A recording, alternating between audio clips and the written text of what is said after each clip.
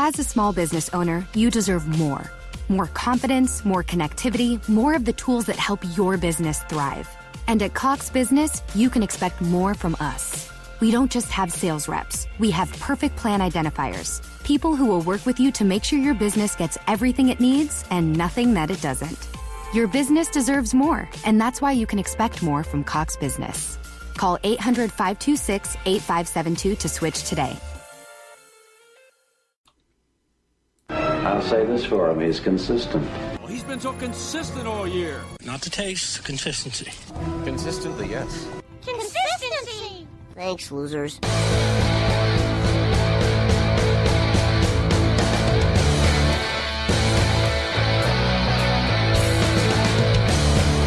And here we are once again, Week 10, heading into Week 10 Fantasy Football Consistency Show. Welcome back, everybody. Good to always have you here. We're excited to be here. I know I am, and I know Ron is. So let me first introduce Ron Rigney. Ron, how's it going? What's happening down in Florida? Doing good, man. Just thinking about you hearing you say Week 10. Those playoffs are around the corner in fantasy. I'm telling they're you, getting man. here extremely quick, and I'm actually kind of glad too. My Colts play the Dolphins this weekend, so that means I actually get to watch them on TV. It kind of sucks that they're not going to be playing a more quality team, but I actually get to watch them twice because they do play the Dolphins and the Buccaneers. So I'm looking forward to that this Sunday in an odd 405 matchup. That's kind of weird that it's going to be at 405, but that's a good thing. We'll take it. We get to watch them. Yeah, definitely. No, that's super cool, and hopefully Jacoby Brissett will be playing, but it could be former Browns quarterback Brian Hoyer, who put up more fantasy points than current Browns quarterback Baker Mayfield, but we'll talk about that in a little bit. I had the dreadful Sunday last week of not dreadful from this standpoint. So I went down and visited my daughter, my youngest daughter, who is moving to Vegas, as we've had this conversation, I think. And so we went down to visit them in Columbus, and so I would have to say I was forced because my future son-in-law wanted to watch the Browns game. I sat there and watched it, and then we went to a restaurant bar to eat, and it was on TV right in front of me, so I couldn't miss it. And I could not stop drinking. I could not deal with that team.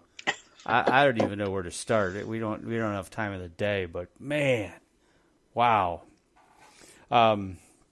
So I still have yet to figure out how Nick Chubb's doing so well, but anyway. I guess just because he's that talented, regardless of the offensive line and the team around him.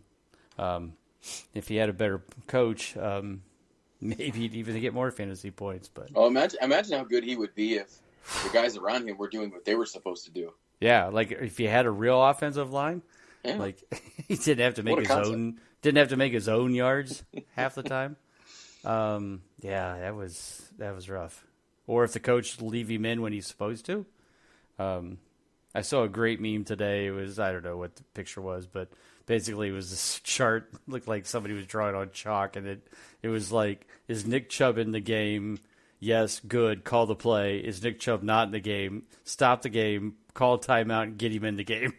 It's like, yeah, that's pretty logical. So, as always, we are here as part of the Full-Time Fantasy Podcast Network. We thank those guys for allowing us to be a part of that. Make sure you check out all of the awesome shows that are happening on that during the week. A lot of great shows, but of course, we have to mention at least two more of them, which is Consistently Cashing. Rod and Colby put together their great DraftKings and FanDuel lineups every week, winning money for you, hand over fist. I think you guys were maybe a little down this week, maybe 50%. I'm not sure. Remind me. I went 50%. It's funny because I've done well in FanDuel pretty much the whole year. DK's where I've been struggling, but the 2 out of the last 3 weeks I've cashed on DK and not FanDuel, which is what I did last week. So my DK lineup actually did really well. The pay lines, it seemed they were like, especially on FanDuel, they were extremely high this week. So I missed out by just a little bit. I think I missed out by like 6 spots on FanDuel. I don't remember how Colby said he did. I want to say he was 50% too. Maybe, yeah, I think he did the same thing I did, if I remember right. So right, not great, but we didn't get skunked, so that's good. Yeah. If you break even, it's not a bad thing. It's not great, but it's better than losing them both. So that's for sure.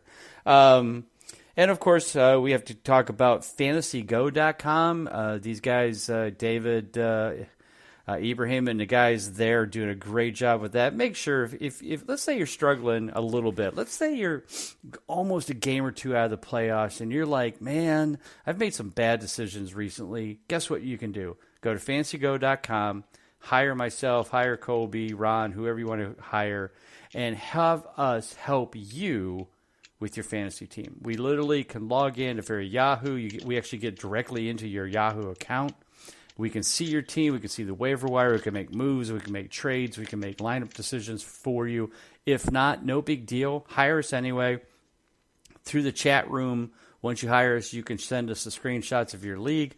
We can help you make those decisions and help you win some games and sneak you into the playoffs. I've been helping a guy for the last few weeks. We're only a game out of the playoffs, and he's got plenty of time left, so we're making some moves, making some good decisions, and helping him get back into the flow. So make sure you check out fantasygo.com and get signed up there, and we'll help you get through that. And you can use it for DFS as well. So, between the consistently cashing and Ron and Colby, they can help you out as well there. So don't forget fantasygo.com.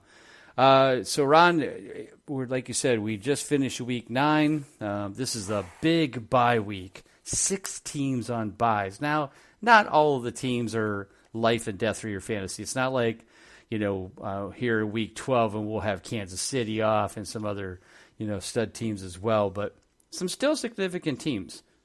New England, Houston, Philadelphia are the big 3. Jacksonville, again, if you're Fournette or DJ Chark owner, that's certainly affecting you. New England, honestly, it's probably the biggest thing for New England is Edelman and the defense. In fact, it may be the defense first, because I think the defense has outscored Edelman this year. The defense has been amazing. I know, because I have them in a lot of leagues. I just drafted them, not necessarily on a whim. Basically, I was going after the fact that they just had such a easy schedule, playing the Jets twice, the Dolphins twice, Bills twice. And that's why I drafted them in most leagues. I drafted them a little early because I wanted to make sure I got them, while everybody else was going with Chicago and the Rams and some of those teams. But this week, they're off, so you have to take care of that. Of course, Houston, you've got Hopkins, Watson, even Carlos Hyde has been pretty significant this year. Philadelphia got Wentz, Jordan Howard, so that has a little effect on some teams. So, we're here to help you. We're going to identify some consistent players that maybe you can pick up off the waiver wire that might be just kind of hanging out there, being available. Obviously, one big part of the news this week was Cam Newton has pretty much been put on IR and is done for the year and could be done for life in Carolina. Do you think that's going to happen? Do you think that, he's going to go to another team? Or do you think Cam kind of packs it in and starts doing commercials with little kids who got a better arm than he does? I was reading a little bit about this today, and it was an interesting article that I was reading, and it just talked about some of the QB dominoes that might fall with Cam Newton and Jameis Winston kind of being at the top of that. And it came up with some scenarios about Cam Newton. And one of the ones I like, first of all, I kind of think they do because it will save them $19 million on their cap next year. Right. So I think that's a pretty significant savings for a guy that really, while he's not necessarily one of our favorites here as far as consistency, he's been pretty solid QB for them for a while. The one destination that I thought was kind of intriguing that I wouldn't mind seeing just how this plays out would be the Mitch Trubisky experiment being over in Chicago and Cam Newton possibly going to the Bears, which I think is a very, very interesting landing spot for him. Yeah. Would like to see that played out. A couple other teams they suggested were the Bucks if Winston doesn't come back. The Titans were thrown out there. But I think Cam Newton to the Bears would be kind of a decent match there. I kind of like that. But I do think he is done in Carolina. Yeah. Like you said, save him a buttload of money. They've obviously been winning without him. Kyle Allen is not Cam Newton, but he doesn't need to be. When you got McCaffrey, Curtis Samuel, DJ Moore, Greg Olsen, a solid team around him, he doesn't need to throw, a bunch of touchdowns or run a bunch of touchdowns in. Let the team around him do his job, and which has been part of the problem probably for the last few years with Carolina and Cam Newton. So let's move into the quarterbacks for the year. As I look at our year-to-date charts so far, we have no perfectly consistent quarterbacks, which is fine, mostly because Mahomes and Ryan got hurt a couple weeks ago and have been sitting out for a few weeks along with bye weeks. Possibly Mahomes is back. Possibly Ryan's back this week. We'll have to wait and see on that. But at the top of the list, 88%, Lamar Jackson and Dak Prescott, just like everybody thought they would. Number 3, number 4 in total points, 88% consistency. I don't see either one of these guys slowing down. I mean, like you said, Jackson, we know, makes up a lot of his fantasy points with his feet. Prescott has done a decent job. It's more been the offensive coordinator allowing him to throw the ball more. Improvements in Michael Gallup. Amari Cooper is the Amari Cooper that everybody wanted him to be, if he can stay healthy, which is obviously part of the problem. But those guys, I think, continue to stay up there. And what are your thoughts on those guys? Well, I know I definitely had Lamar Jackson and Dak Prescott above Patrick Mahomes and Deshaun Watson going into the season. Oh, absolutely. Sure. We all did, yeah. Yeah, that was the chalk going in. It's one of these things too. We keep sitting here talking about guys like Dak Prescott slowing down, and they're just not doing it. And it'd be different if they were one of these guys that we have that are towards the top of the consistency, but also down there in total points. But they're both top 5 in total points as well. So I don't think we're gonna necessarily see that slow down. Like you said, Lamar Jackson, if he's not getting it done through the air, he's able to run for touchdowns with his legs, kind of like we thought he would. But I think one of the things is most impressive about Lamar Jackson is what he is able to do through the air with kind of a lack of talent as far as at receiver. I mean, he doesn't have any names that you can really, if you're a casual fan, name off the top of your head. But he almost has, I don't want to say he's Patrick Mahomes-like, but he almost has that ability that Patrick Mahomes has to make the guys around him better, I think. Right. And that's going to really separate him as being one of the better quarterbacks in the league. Definitely. Like you said, it has been interesting. And, I think this past week was the game that I was kind of looking forward to see how he would do against a team like New England, who was one of the better defenses and still is. But, good coaching, good play calling, good execution, and the Ravens pretty much smoked New England in that game, and Lamar Jackson had a lot to do with it and was a beast in that one. So. It'll be interesting. As we move down into, like I said, Mahomes and Ryan, of course, been sitting at 86% for a couple of weeks. At the 75% to 78%, we got Deshaun Watson at 78, second in total points. Matthew Stafford, Jared Goff, and Josh Allen at 75%, which, again, is exactly what we expected for them to be ahead of Drew Brees, Russell Wilson, Wentz, Rodgers, et cetera, et cetera. Watson, yeah, we expected him to be top 5. Stafford, just a couple years ago, was one of the top consistent quarterbacks, but last year had a bad year due to injuries with his back and various other issues. But right now these three are all playing pretty well. Goff and Allen are not necessarily setting the world on fire in total points, but they're getting the job done every week, getting that 20 to 25. Actually, this past week, Allen missed a clutch game with only 19.2.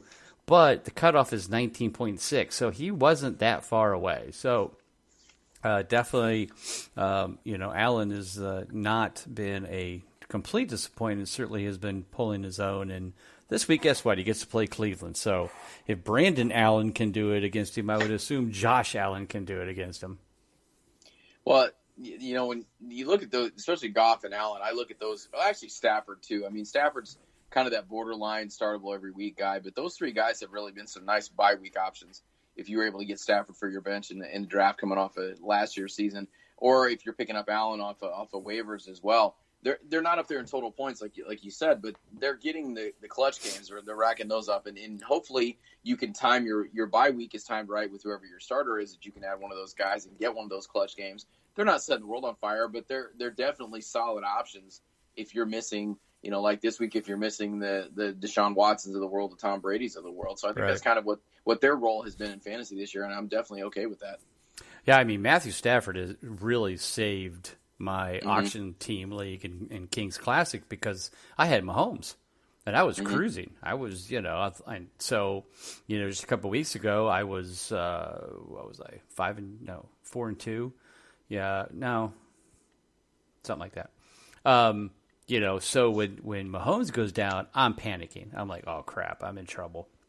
And hey, I had Stafford on the bench. I'm like, well, he's been playing pretty well. I guess I'll put Stafford in. And he's won me 2 out of the last 3 weeks. So, hard to argue with the fact that he's kept me in the playoff hunt here in the Kings Classic. And, whether Mahomes comes back this week, Stafford still, well, he has a little tougher matchup, certainly playing Chicago.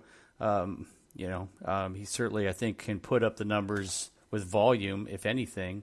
And certainly Chicago hasn't been, the stopgap they were last year. So I really think he'll come through there.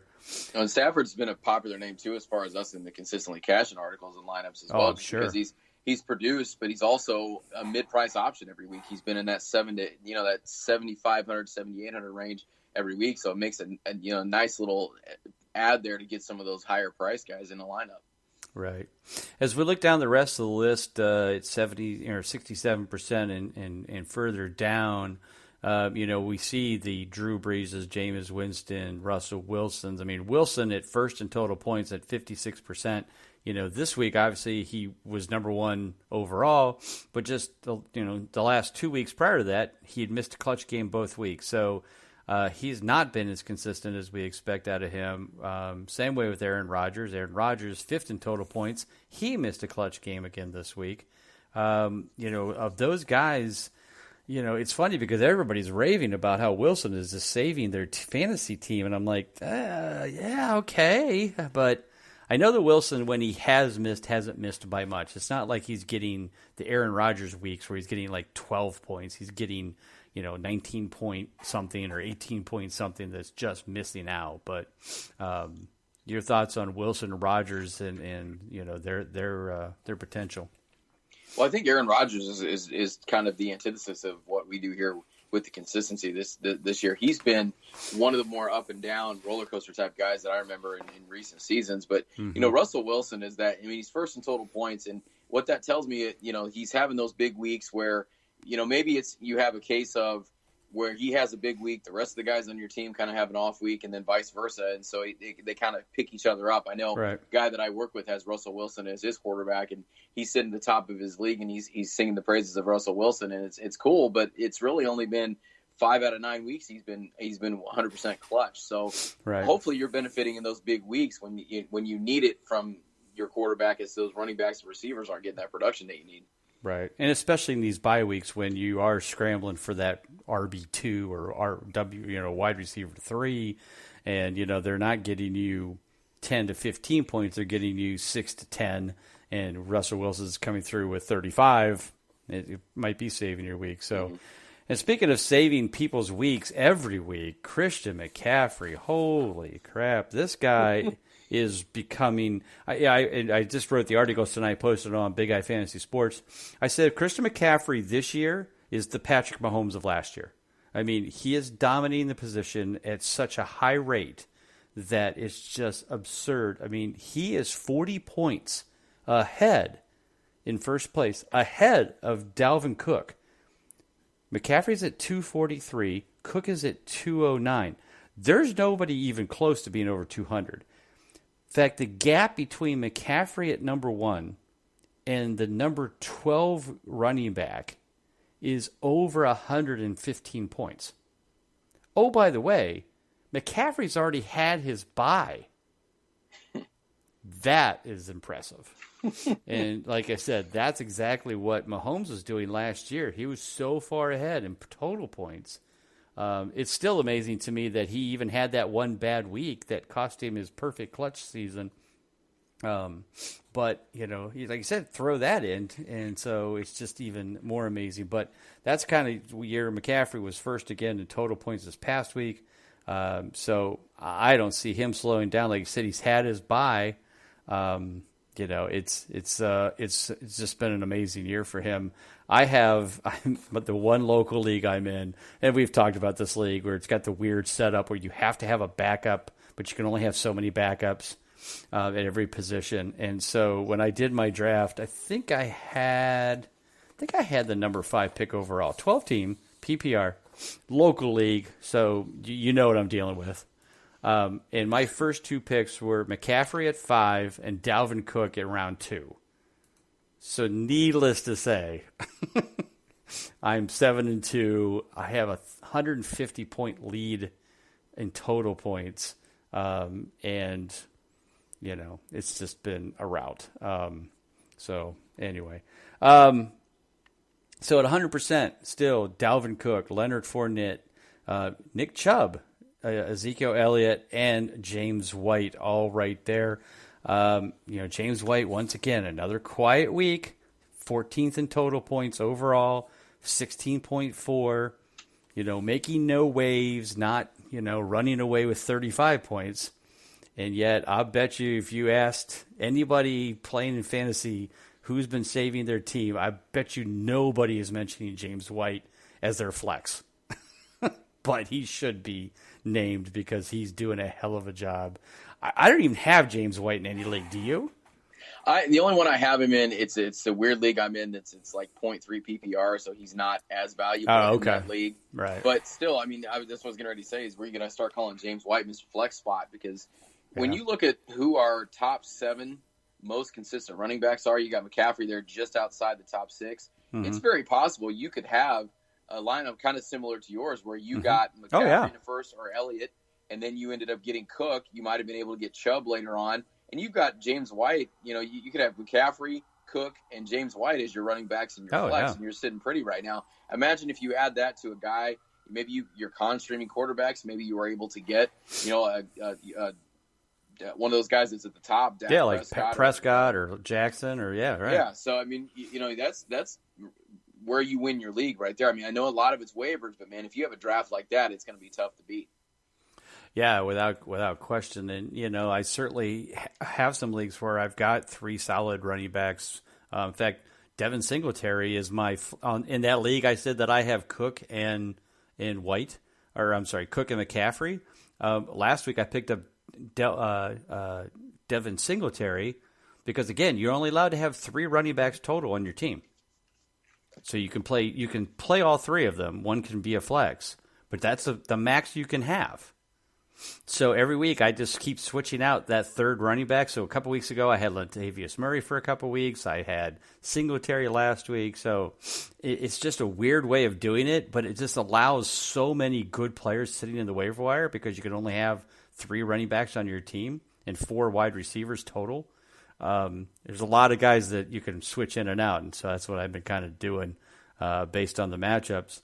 As we move down the list, Kamara, Barkley, as we mentioned, the aforementioned Devin Singletary, if he is out there sitting deep in somebody's roster, go get him before it's too late. In fact, it may be too late. I was trying to make a trade this past week prior to the weekend, and I thought I was going to get Singletary from this guy, and then Singletary had the big week, and now he didn't want to trade him. And I'm like, damn it, I knew I was too late. But definitely go get him if you can. At the over 70% mark, between 70 and 80%, Eckler, Derrick Henry, James Conner, David Johnson, Gurley. Basically, Conner, Johnson, and Gurley are the injured good players that just got to get healthy. Johnson allegedly says he's 100% and supposed to be back this week. I guess we'll wait and see. They do have a nice matchup against Tampa. What is your feeling right now with David Johnson? I was trying to trade him in my Dynasty League. I know he's only 26, but I just feel like he's just going to be one of those like Todd Gurley. He's just already falling apart, and it's just a matter of time before he's a complete waste.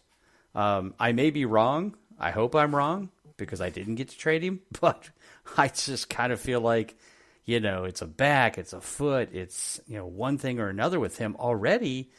And, he's in his maybe 4th year, but not a lot of mileage on the tires. What are your thoughts on DJ?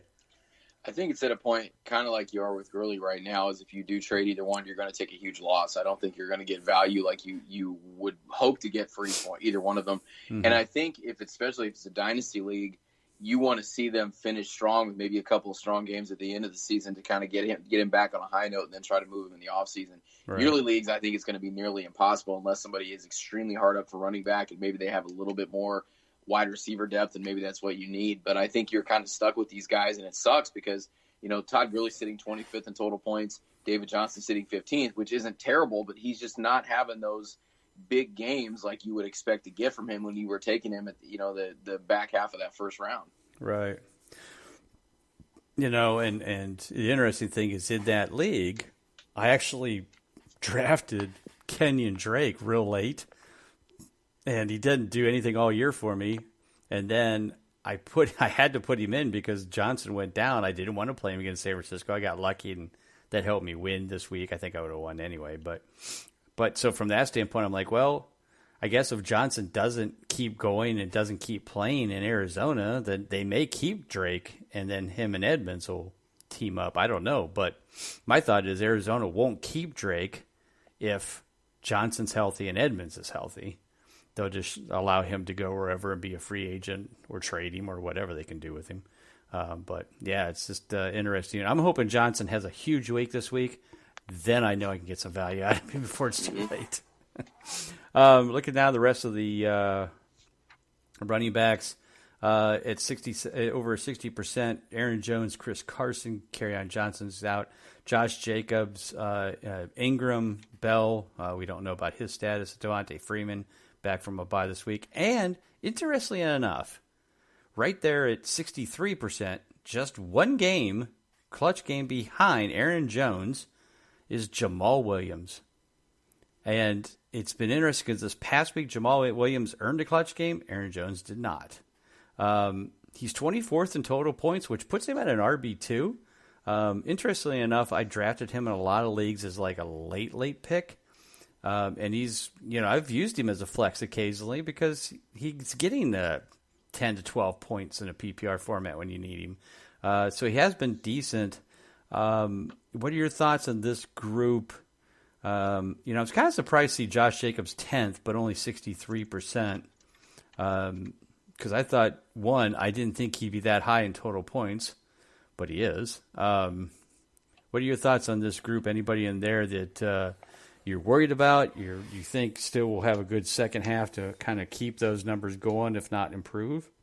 Well, I'd say my biggest disappointment is probably Kerryon Johnson. And 67% is not bad, but he has been hurt. That definitely derails it. It's hard to fault the guy for being injured, but he's a guy that I picked up everywhere and had high hopes for. And was solid when he was in there.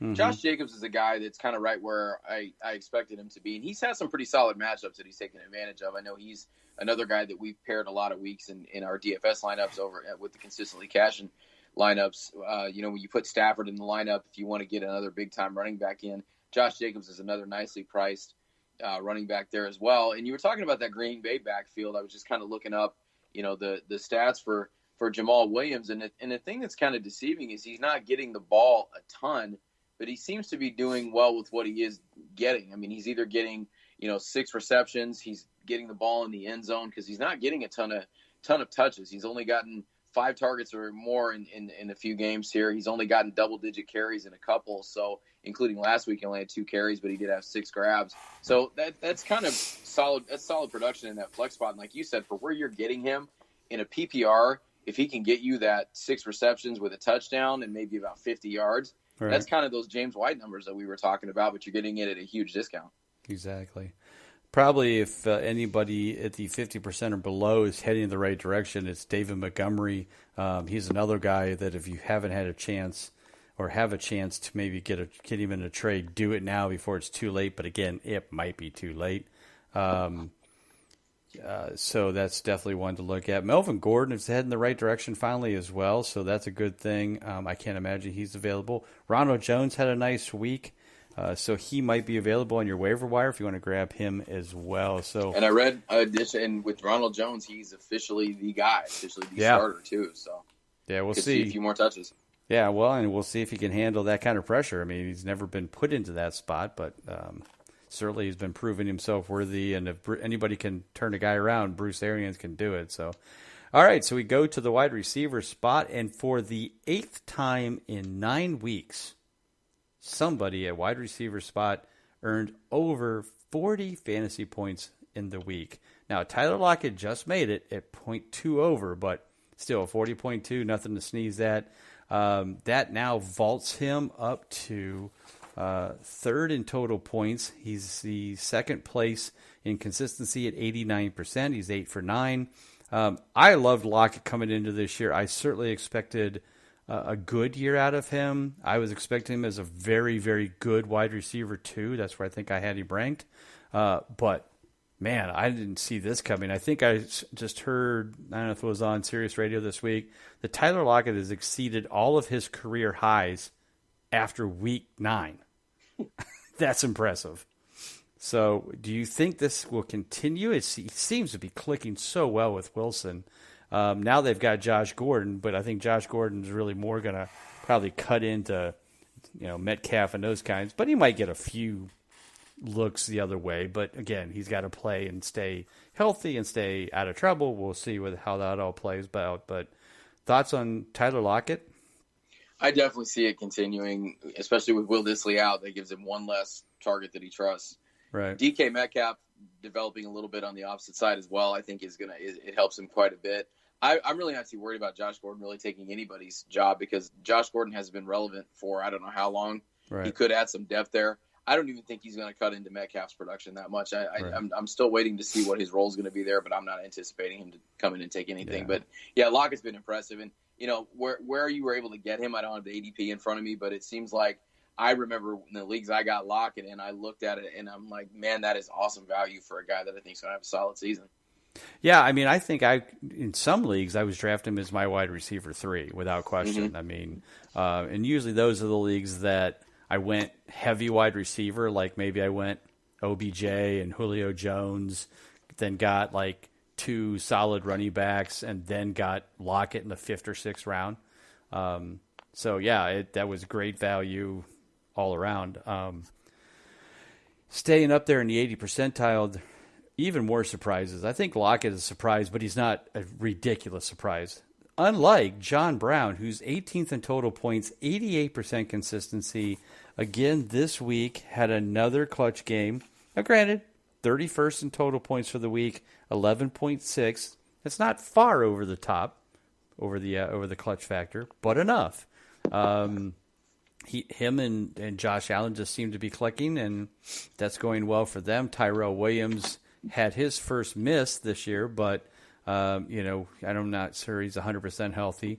But another surprise at 80% is Golden Tate, who's 4 out of his 5. Obviously, Sterling Shepard not being there has a lot to do with it. But again, he's got to throw to somebody. And if Evan Ingram's hurt, Golden Tate is certainly a guy you want to get in there as a must-start every week. What are your thoughts on these guys' surprises here in the upper 80 percentile?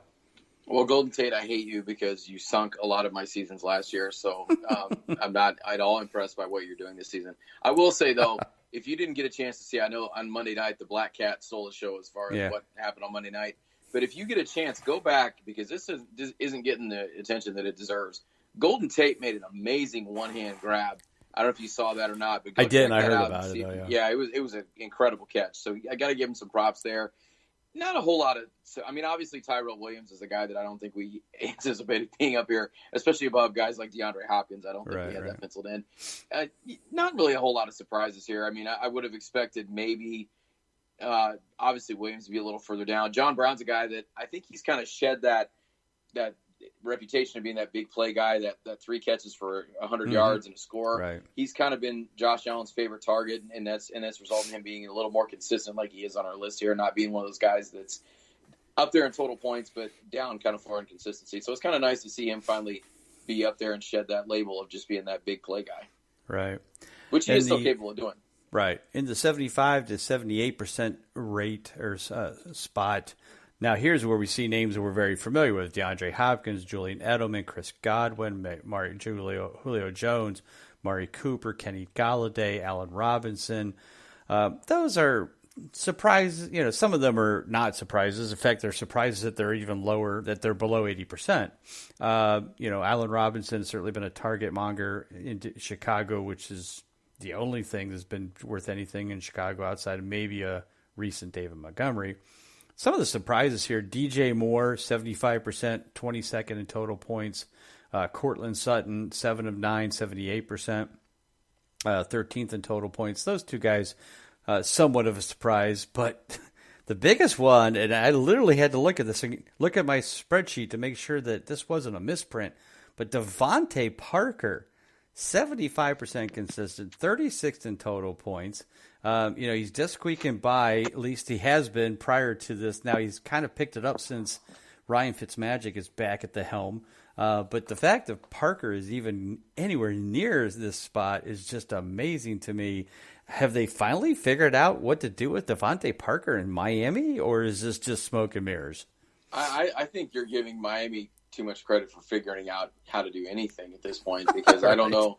Yeah, I mean, it's cool to see, but I mean, how many times have we seen this guy going into a season with all this hype? And the Dolphins have had some sneaky productive wide receivers. I know if you were able, on a bye week, if you had Preston Williams last week. Oh right, yeah, no, and sadly he got hurt. Yeah, and he strung together a few weeks there where he was a viable flex option, especially with these bye weeks coming up, and he's out. Mark Walton did the same thing. He's out for 4 games. So going back to Devontae Parker, he's kind of yet again the last man standing. So I think we have no reason to really see this keep going just because there's nobody else there to throw to, really. Yeah, exactly. Let's just, there are some big names here in the 60%, which is just, kind of disappointing to us. T.Y. has been on and off hurt all year. Obviously the big one, Mike Evans, 2nd in total points, 63% consistent. This week he almost hit for the 3rd time this year, 40 points or more. He was at 36, which is why he's 2nd in total points. But he had the 0 week. He's had some other down weeks. I feel like, though, that doesn't seem like it could happen again. I mean, I guess it could, but it seemed like all of a sudden now things are kind of gelling well again between Winston and Evans. I don't see this slowing down.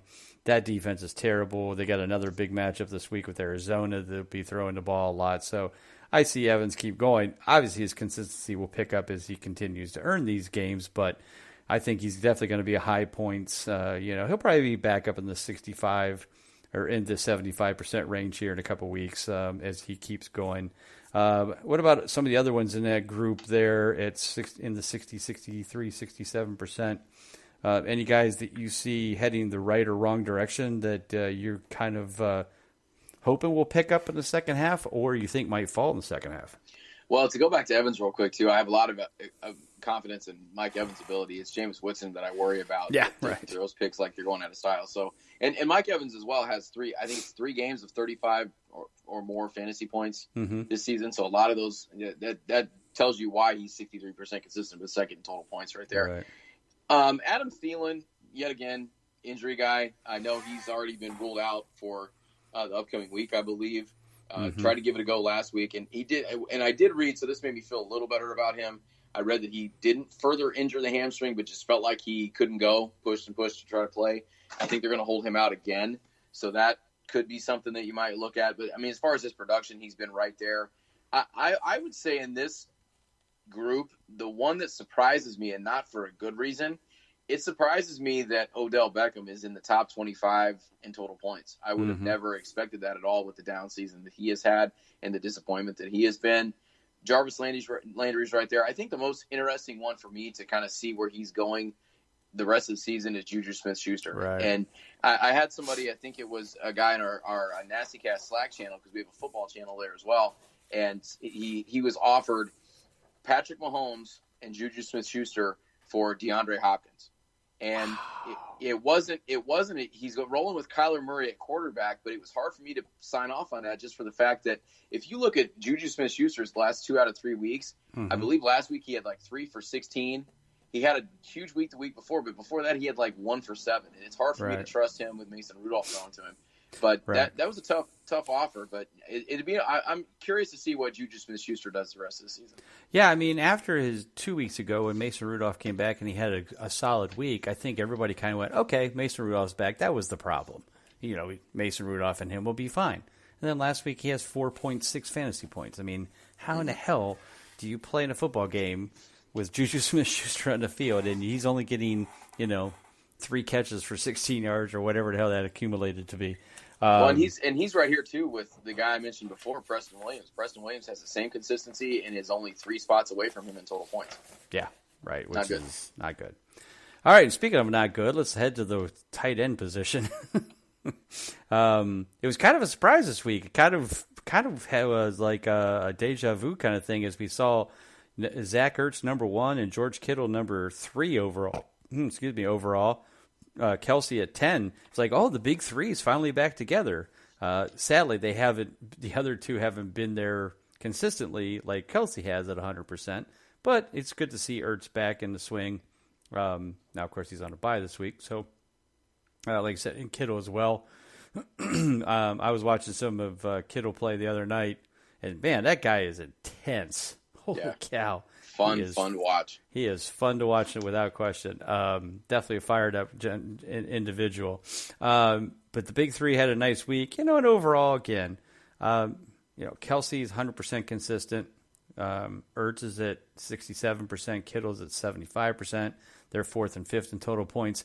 Again, it's not that these guys aren't good, but kind of going back to the old days with the Gronk, is it worth drafting these guys that high to ensure that you get some solid production at tight end? Now, for those of us who drafted Jack Doyle, Jimmy Graham, Jared Cook, Delaney Walker, I could go on, or O.J. Howard especially, you probably sit there and go, yep, that's what I'm going to do next year because I'm not going to take that chance anymore.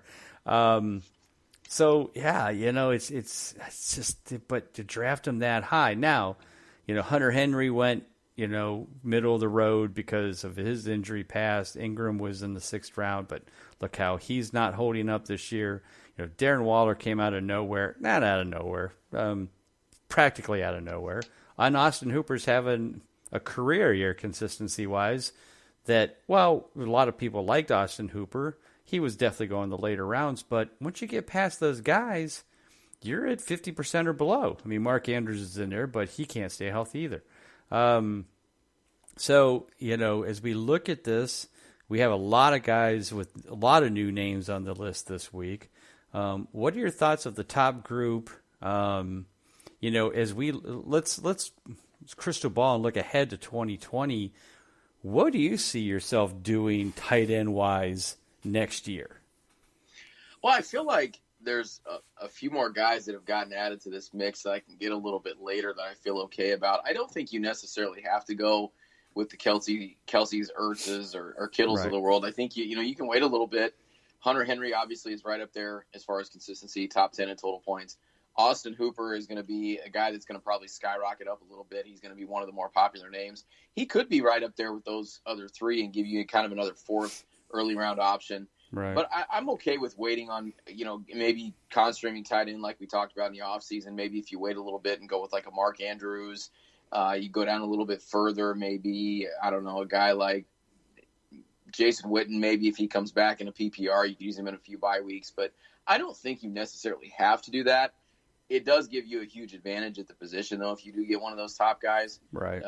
That's in maybe the top 5 in scoring, but I don't think you have to. Yeah, like you said, it'll be interesting. And it's not that I think that like Kelsey and Ertz and then we'll go in the 2nd or 3rd round again. I don't think that'll happen. But I can see 8 or 9 of the maybe 6 to 8 of these tight ends going in rounds 5 and 6. Like they'll all just go right then because people will not want to miss out on having one of them. But yeah, it'll be interesting to see if people keep reaching for Kelsey in the 2nd round, even though he's not the light years ahead as he was last year when Mahomes and him were 100% clicking. And that could be part of the problem as well. So, there's definitely, if you're looking for some waiver wire pickups this week, Noah Fant, Jacob Hollister, Mike Gesicki, certainly are all guys that you may want to pick up heading into the week. So we only, believe it or not, have just a little over a minute left. So, Ron, thanks again, as always, for filling in. And why don't you tell everybody what's going on with you, Colby, and everything that's happening in your guys' world? Well, consistently cashing. We're doing a solid job, definitely better than we did last year. We improved, so it's good. Catch us at the article this weekend. The podcast will be up this weekend. Catch me over at Fantrax HQ. doing some off-season minor league system reports. We just did the Tigers. We had our guy Eric Cross on. So check that out over at Fantrax HQ. Check out our Patreon if you want to get the Patreon episodes where we're breaking down the systems even further with the four of us. Awesome. Definitely. If you're into fantasy baseball, do not miss out on these guys. Ron, Nathan, all those guys, great people, Van Lee, everybody, just a great group and very, very smart people when it comes to baseball. If I played baseball, I would definitely be following them, but I don't play that much. So, as always, guys, follow me at Bob_Lung at BigGuyFantasySports.com. Also, don't forget to check out the prop bet consistency tool this weekend, and make sure you check out the Arc podcast. Everybody have a great week. As a small business owner, you deserve more. More confidence, more connectivity, more of the tools that help your business thrive. And at Cox Business, you can expect more from us. We don't just have sales reps. We have perfect plan identifiers, people who will work with you to make sure your business gets everything it needs and nothing that it doesn't. Your business deserves more, and that's why you can expect more from Cox Business. Call 800-526-8572 to switch today. As a small business owner, you deserve more. More confidence, more connectivity, more of the tools that help your business thrive. And at Cox Business, you can expect more from us. We don't just have sales reps. We have perfect plan identifiers, people who will work with you to make sure your business gets everything it needs and nothing that it doesn't. Your business deserves more, and that's why you can expect more from Cox Business. Call 800-526-8572 to switch today.